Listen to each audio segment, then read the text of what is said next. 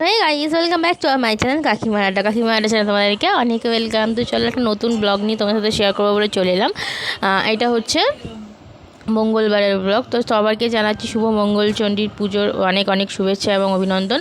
যারা জানো, যারা করো তারা অবশ্যই জানো যেটা কী পুজো, কীভাবে করে কী না করে। আর যারা জানো না, যারা করো না তারা অবশ্যই জানবে না। তো আমরাও করে থাকি এই উপোসটা। আমি আগাগোড়া করি না, আমি বিয়ে হওয়ার পর থেকে শ্বশুরবাড়িতে আছে সেই নিয়মকানুন মেনেই করে থাকি। তো যাই হোক, আমিও ওই উপোস করেছি, পুজো দিয়েছি, সব কিছুই করেছি। তো দেখো রান্নায় ফিরে আসি। এটা মায়ের বাড়ির রান্না, তোমরা সবাই জানো। মা রান্না করে, আমি আর ভয়েস ওভার দিই। তো দেখতেই পেয়েছ কিন্তু মা কিন্তু ভাত বসিয়ে দিয়েছে সকাল সকাল, যেন ভাই বেরোয় সেই জন্য। এখানে হচ্ছে পটল ভাজা, এখানে কিন্তু হয়ে গেছে ঢ্যাঁড়স ভাজা। এখানে কিন্তু কড়াই তেল দিয়ে এখানে যে রান্নাটা হবে সেটা হচ্ছে হাড় ছাড়া মাংস। বলো তো কী তোমরা? সবাই কিন্তু কমেন্ট করে অবশ্যই জানাবে যে এটা কী। তো দেখো ভালো করে একটু তেলের মধ্যে কিন্তু লাল, যেহেতু জানো যে একটাই তরকারি হচ্ছে, আর কিছু সেরকম হবে না, সেই জন্য একটু তরকারিটা একটু ভালোভাবেই করতে হবে, নাহলে তো কেউ খেতে পারবে না ভাতটা। তো সেই কারণের জন্য দেখো ওখানে ভালো করে লাল লাল করে কিন্তু আলুগুলো ভেজে নেওয়া হয়েছে। ভেজে নিয়ে এর মধ্যে দিয়ে দেওয়া হচ্ছে একটু তেজপাতা এবং জিরে, গোটা জিরে।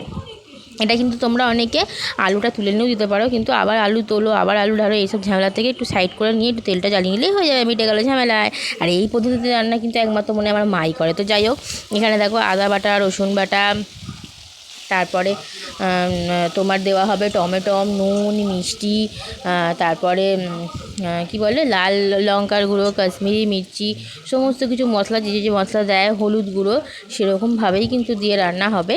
আর তোমরা সবাই কেমন আছো অবশ্যই আমাকে কমেন্ট করে জানিও।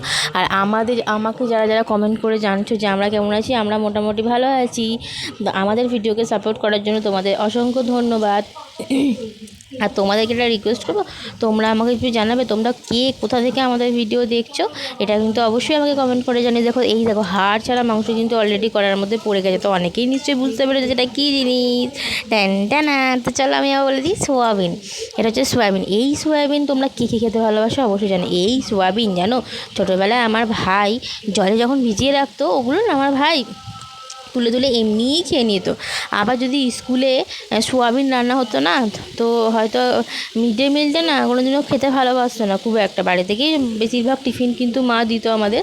তো মিড ডে মিল হলে ও ভাত খেতে জানো তো স্কুলে সোয়াবিনের ভাত। আমার মা যদি জিজ্ঞাসা করতো কত ভাত খেয়েছি, হাত দেখিয়ে বলতো এত ভাত খেয়েছি।